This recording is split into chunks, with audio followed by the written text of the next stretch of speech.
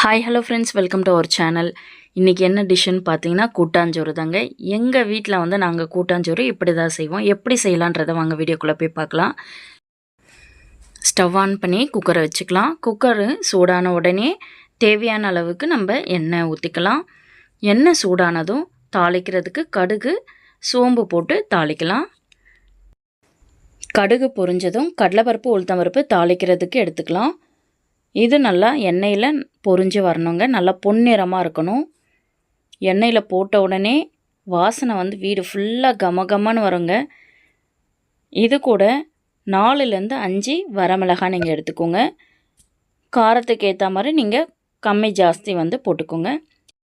நான் 3 பெரிய வெங்காயம் குட்டி குட்டியாக கட் பண்ணி அதை வந்து சேர்த்துக்கிறேன். வெங்காயம் நல்லா பொன்னிறமாக வரணுங்க. அது வரைக்கும் நல்லா எண்ணெயிலேயே வந்து வதக்கி விடுங்க. இது கூட 4 பல்லு பூண்டு நம்ம சேர்த்துக்கலாம். நல்லா வந்து எண்ணெயிலே வந்து வதக்கணும்.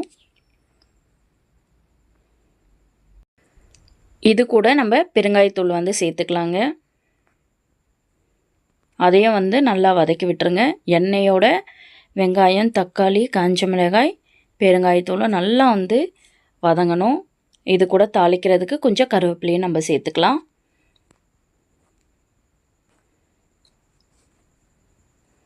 நாலு வெங்காயத்துக்கு 3 சின்ன தக்காளி போதுங்க. பெருசாக இருந்ததுன்னா நீங்கள் 2 எடுத்துக்கோங்க. ஏன்னா நம்ம வந்து புளி கரைச்சி ஊற்றுவோம். அதனால தக்காளி வந்து கொஞ்சம் கம்மியாகவே போட்டுக்கோங்க. இது நல்லா வந்து தக்காளி வதங்கட்டும். இது கூடவே நம்ம கல்லுப்பு போட்டு வதக்கிக்கலாம். கூடவே மஞ்சள் தூளும் போட்டுக்கலாம். உப்பும் மஞ்சள் தூள் போடும்போது சீக்கிரமாக வதங்கிறதுக்கு ஹெல்ப்ஃபுல்லாக இருக்குங்க. அதனால தான் வந்து நம்ம போடுறோம். பாருங்கள், வெங்காயம் தக்காளிலாம் வந்து பார்க்குறதுக்கு நல்லா கலர்ஃபுல்லாக நல்லா வந்து ஸ்மேட்ச் ஆகிருக்கு. இது கூட நம்ம மசாலா சேர்த்துக்கலாம். வீட்டில் அரைச்ச மிளகாய்த்தூள் 4 டேபிள் ஸ்பூன் அளவுக்கு நான் சேர்த்துருக்கேங்க. இதை வந்து நல்லா எண்ணெயில் வந்து வதக்கி விட்டுருங்க.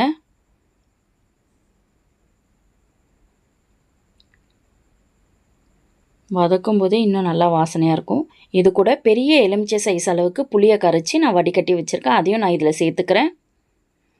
இந்த 1 டம்ளர் காமிக்கிறேன் பார்த்திங்களா, இதில் வந்து நான் 1.5 டம்ளர் அளவுக்கு நான் அரிசி எடுத்திருக்கேன். பச்சரிசி தாங்க, ரேஷன் அரிசி. அதை வந்து நல்லா கழுவி தனியாக வச்சுருக்கேன். அதையும் வந்து நம்ம சேர்த்துக்கலாம். 1.5 டம்ளர் பச்சரிசிக்கு நான் 5 டம்ளர் அளவுக்கு புளி தண்ணியிலேயே வந்து நான் கரைச்சி எடுத்து ஊற்றிருக்கேங்க அளவுக்கு. இப்போ குக்கரை போட்டு நம்ம மூடி போட்டு மூடிடலாம். 5 விசில் கரெக்டாக வரணுங்க. அப்போ தான் வந்து நல்லாயிருக்கும். இப்போ விசில் வந்து போயிடுச்சு.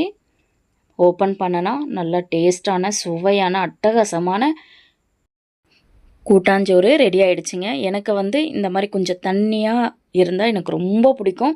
சாப்பிட்றதுக்கே வந்து ரொம்ப டேஸ்ட்டாக இருக்குங்க. கண்டிப்பாக நீங்கள் வீட்டில் வந்து இதே போல் நீங்கள் ட்ரை பண்ணி பாருங்கள்.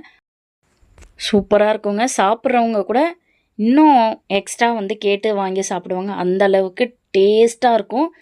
இது வந்து கூட்டாஞ்சோறுன்னு தான் சொல்லுவாங்க. நம்ம வெஜிடபிள்ஸ்லாம் போட்டு செய்கிற கூட்டாஞ்சோரோட இந்த மாதிரி புளியை மட்டுமே நம்ம வச்சு, வெங்காயம் தக்காளி மட்டும் வச்சு, ரேஷன் அரிசி வச்சு நம்ம செஞ்ச இந்த கூட்டாஞ்சோறு செஞ்சு பாருங்கள். கண்டிப்பாக சூப்பராக இருக்குன்றதை நீங்களே கமெண்டில் வந்து சொல்லுவீங்க. இதே போல் நம்ம அடுத்த வீடியோவில் மீட் பண்ணலாம். பாய்.